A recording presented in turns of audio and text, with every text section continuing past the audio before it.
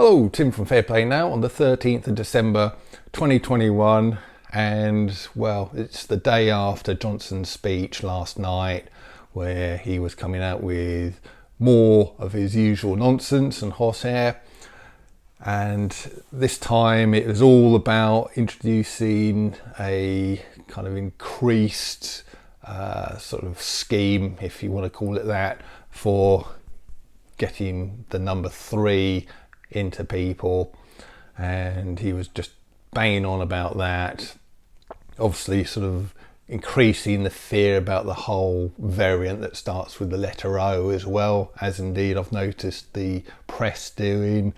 And it's just a course all designed to keep us all on tenterhooks, you know, and will Christmas happen, will it not happen? And I honestly, do you sort of not think that a government should be, instead of ramping up the fear, they should be doing their best to calm things down? Well, no, that doesn't seem to be the case in this day and age, does it?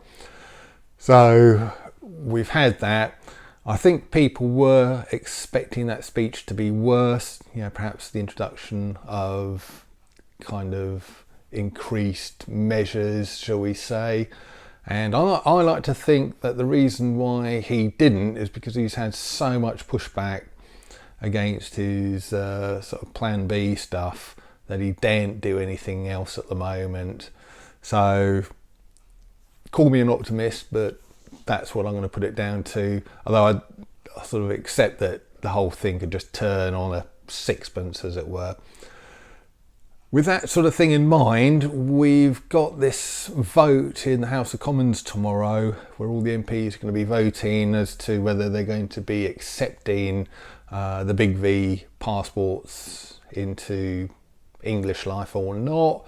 And I think if you want to kind of message your MP to try and dissuade them from voting for it, you can do that tonight or maybe early tomorrow.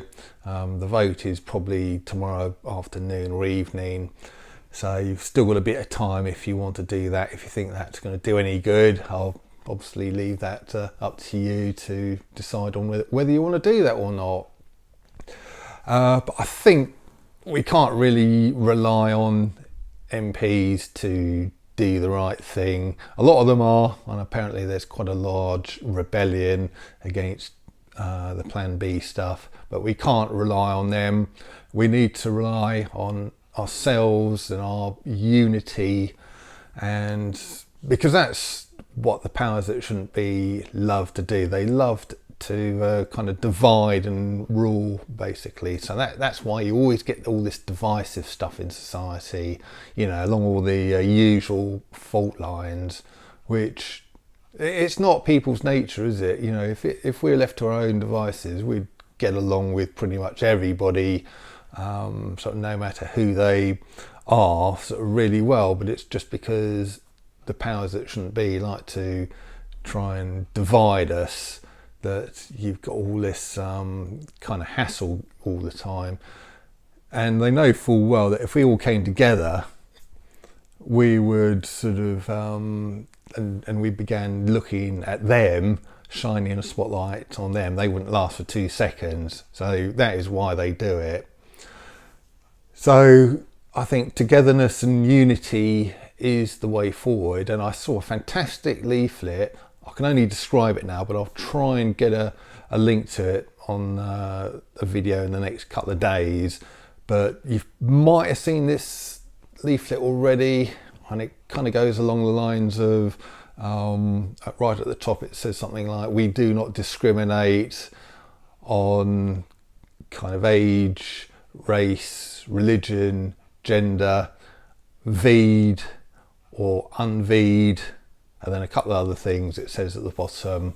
And it's designed to go in shop windows, and you can sort of get hold of these things and print them out and give them to sort of shop owners, or even sort of put them in their windows for them.